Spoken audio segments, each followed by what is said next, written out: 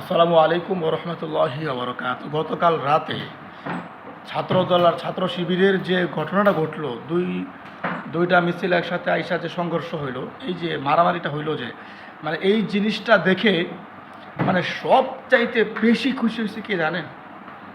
এই জিনিসটা দেখে সবচাইতে বেশি খুশি হয়েছে আওয়ামী লীগ। কারণ আওয়ামী লীগ মাঠে না থাকার সত্ত্বেও আমাদের মানে জুলাইয়ের পক্ষের শক্তির উপরে একটা দ্বন্দ্ব লেগে গেছে, একটা ধাক্কাধাক্কি মারামারি লেগে গেছে। এই জিনিসটা দেখে সবচাইতে বেশি খুশি হয়েছে হলো আওয়ামী লীগ। আপনারা কী করতেছেন কি না করতেছেন এই বিষয়গুলো একটু মাথায় রেখে কাজ করবেন।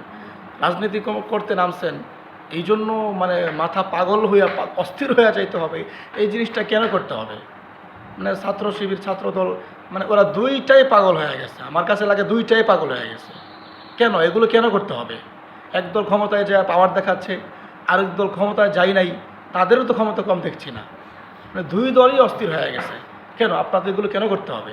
এই যে কাজগুলো করতেছেন এগুলোর মাধ্যমে তো আওয়ামী লীগ খুশি হচ্ছে, মানে আমি বুঝতে পারি না। আবার দেখলাম যে জুবায়েরকে সবাই মিল্লা ইচ্ছারম মারতেছে। আরে ভাই, একটা মানুষ, সে তো জুলাইয়ের পক্ষের লোক ছিল।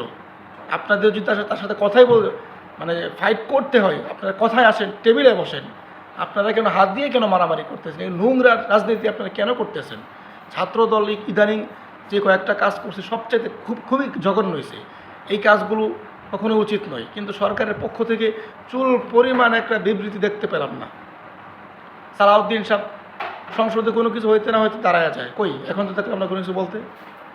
মানে আপনারাই যদি মানে মব সৃষ্টি করার সুযোগ করে দেন, আপনারাই যদি দেশটাকে ধ্বংস করে দেন, 3 দিন পরে আপনারাও ধ্বংস হয়ে যাবেন। সাধারণ জনগণ যদি কারো বিরুদ্ধে একবার চলে যায়, সে কখনো ক্ষমতায় টিকতে পারে না। এই জিনিসটা আপনারা কেন বুঝতেছেন না?